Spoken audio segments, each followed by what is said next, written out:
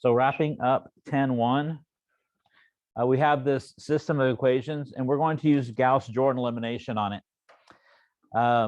So yesterday we focused on just Gaussian elimination.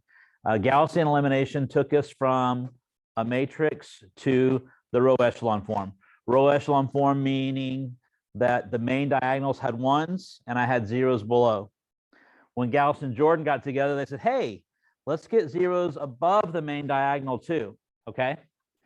So that's what we're looking at right now. So here's a system, and it's x minus 2y plus 3z equals 9, and y'all can read the other two equations there. We can take that and we can convert that into a matrix.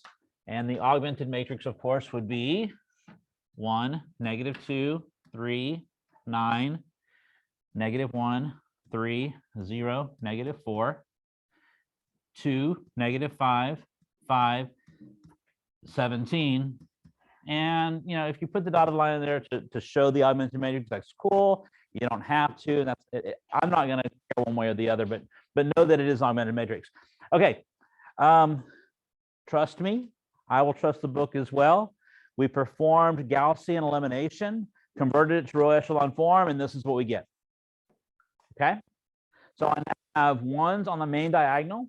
I have zeros below the one. And now we're going to use Gauss-Jordan to take this from row echelon form to reduced row echelon. And the only difference is now I want these guys to become zeros. Does that make sense? And the process, folks, is exactly the same as the Gaussian elimination to get the zeros on the bottom.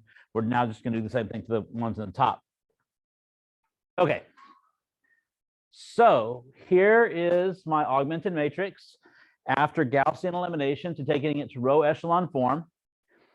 It says now apply elementary row operations until you obtain zeros above each of the leading ones as follows. Okay, so the first thing we want to do is I want to do something to row 1 so that that second column has a 0. I want to turn that -2 into a 0. How?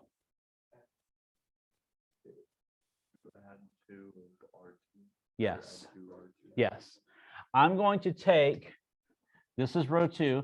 I'm going to take 2 of row 2s. So if I took row 2 and I multiplied it by 2, well, 2 times 0 is 0. 2 times 1 is 2. 2 times 3 is 6. And 2 times 5 is 10. Y'all good with that? So what I'm going to do is I'm going to take 2, I wrote that in the wrong spot. Right up higher. I'm going to take 2 row 2s and add it to row 1. So row 1 is the only row that's going to change on this next step, correct? What does row 1 become? Combine those and get 1, 0, 9, 19. Does everybody see this? Everybody good with that? Okay, there it is. Things are looking good. I now need to get rid of this 9 and this 3. How?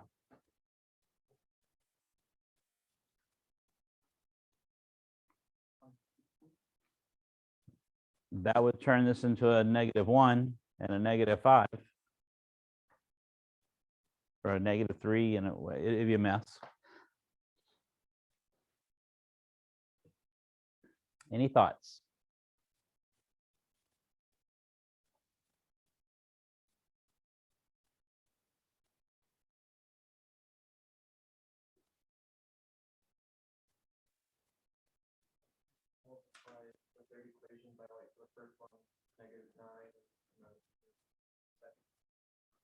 Yeah.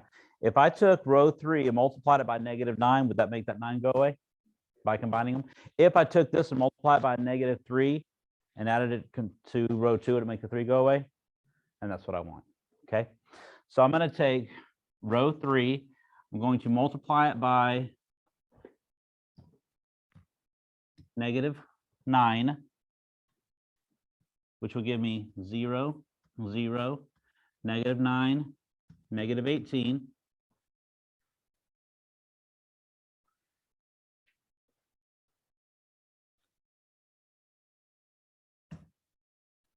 What's that make my new row 1 going to be?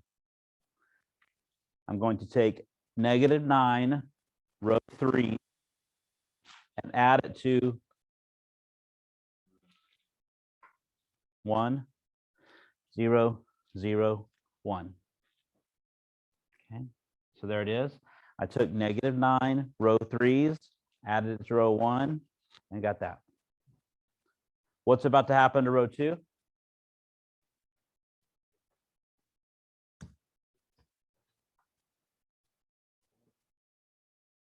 Okay, so multiplying by negative 3, I get 0, 0, negative 3, negative 6. Add those together, and you get 0, 1, 0, negative 1.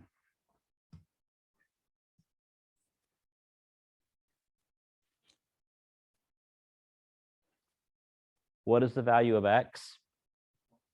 1. What is the value of y? Negative 1. What is the value of z? There you go. Okay. Questions?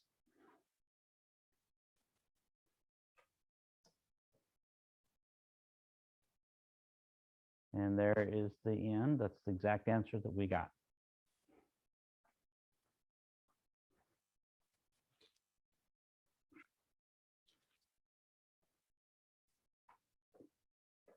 And that does conclude 10-1.